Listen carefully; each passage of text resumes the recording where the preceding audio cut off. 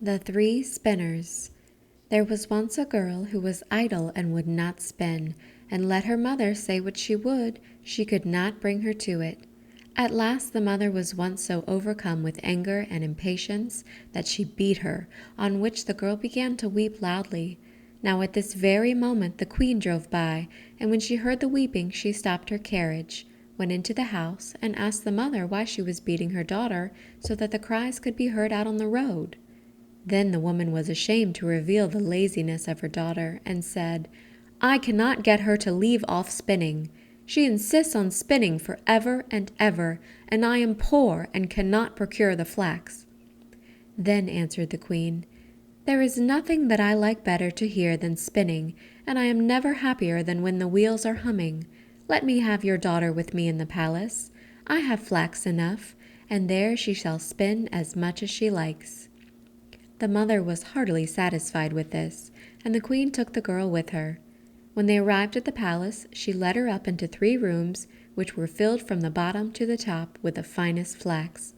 "Now spin me this flax," said she, "and when thou hast done it, thou shalt have my eldest son for a husband, even if thou art poor. I care not for that, thy indefatigable industry is dowry enough." The girl was secretly terrified, for she could not have spun the flax, no, not if she had lived till she was 300 years old, and had sat at it every day from morning till night. When therefore she was alone, she began to weep, and sat thus for 3 days without moving a finger. On the 3rd day came the queen, and when she saw that nothing had been spun yet, she was surprised. But the girl excused herself by saying that she had not been able to begin because of her great distress at leaving her mother's house. The queen was satisfied with this, but said when she was going away, "Tomorrow thou must begin to work." When the girl was alone again, she did not know what to do, and in her distress went to the window. Then she saw 3 women coming towards her, the first of whom had a broad, flat foot. The second had such a great underlip that it hung down over her chin, and the third had a broad thumb. They remained standing before the window, looked up, and asked the girl what was amiss with her. She complained of her trouble, and then they offered her their help and said, "If thou wilt invite us to the wedding, not be ashamed of us, and wilt call us thine aunts, and likewise wilt place us at thy table, we will spin up the flax for thee, and that in a very short time." "With all my heart," she replied. "Do come in and begin the work at once." Then she led in the 3 strange women and cleared a place in the first room, where they seated themselves and began their spinning. The one drew the thread and trod the wheel, the other wetted the thread, the third twisted it and struck the table with her finger, and as often as she struck it, a skein of thread fell to the ground that was spun in the finest manner possible. The girl concealed the 3 spinners from the queen, and showed her, whenever she came, the great quantity of spun thread, until the latter could not praise her enough.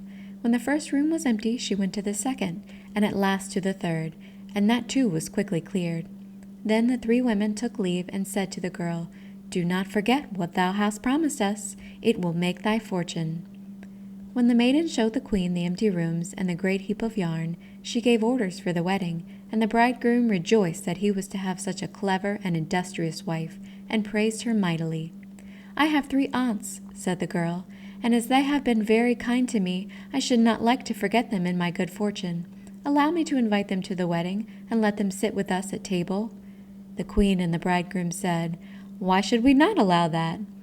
Therefore, when the feast began, the 3 women entered in strange apparel, and the bride said, "Welcome, dear aunts."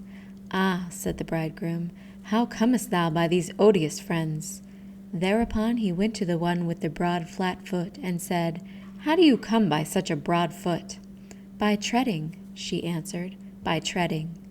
Then the bridegroom went to the second and said, "How do you come by your falling lip?"